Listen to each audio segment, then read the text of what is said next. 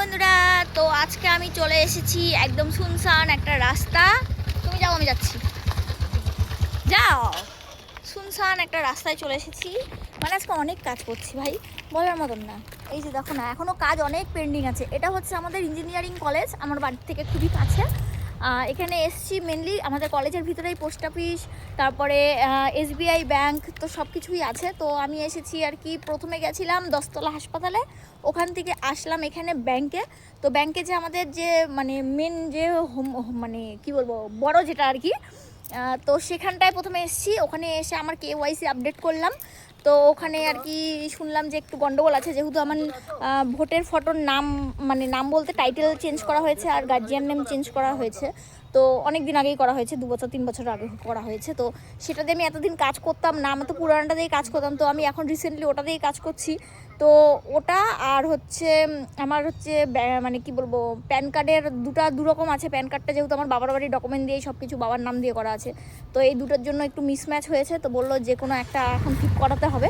তো তারপরে আবার একবারে ওখান থেকে আর কি ডেবিট কার্ডের অ্যাপ্লাইও করে দিলাম, কারণ আমার এক্সপায়ার হয়ে গেছিলো যেহেতু। ওখান থেকে আবার এখানে কি বলে, এটাকে যেন কি বললাম, CSP। এটা তো CSP ব্রাঞ্চ। যাই হোক, ওদের একটা CSP ব্রাঞ্চ আছে এখানে। তো আমার মেয়েদের জন্য আর কি অ্যাকাউন্ট খুলতে হবে, সুকন্যা অ্যাকাউন্ট খুলবো, ওখানেই খুলবো।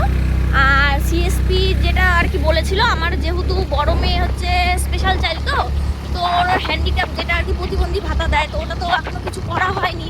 তো ওটার জন্য একটা অ্যাকাউন্ট খুলতে হবে।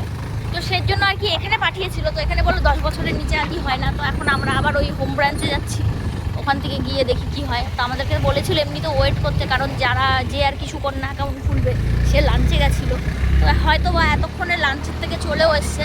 তো এখান থেকে ব্যাংকের কাজ টাজ মিটিয়ে আবার যাব অঞ্চলে। তুমি এখন কোথায় যাচ্ছ? আবার অঞ্চল? তাহলে এখানে আবার কখন আসবা? তাহলে তো এটা হয়ে যাবে, ক্যাটালটা বন্ধ করে দেবে না? 2:30 বাজে, 3টা বাজে লাঞ্চ টাইম থাকবে না।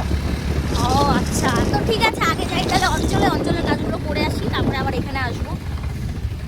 আর আজকে তো আবার কাজের মাসিটাও আসেনি, মানে মেয়েকে যে দেখাশোনা করে সে আসেনি, মা এই একা আছে বাড়িতে। তো মোটামুটি যেটুকু করার আমি করে এসেছি, বাকি তো সব মাই আর কি। দুটো মেয়েও মার কাছেই আছে, মা হয়তো ততক্ষণে ঘুম ঘুম পাড়িয়েও দিয়েছে, জানি না। যাই হোক, ঠিক আছে, যাই, পরে কথা হবে। আর এখানের আবহাওয়াটা না এত ভাল লাগছে, মানে এত যে রোদ, তাও রাস্তাটা দেখতে কিন্তু ব্যাপক লাগছে। দেখো এক ঝলক দেখো। আর এখানে আমার যেতে একমাত্র ভালো লাগে কেন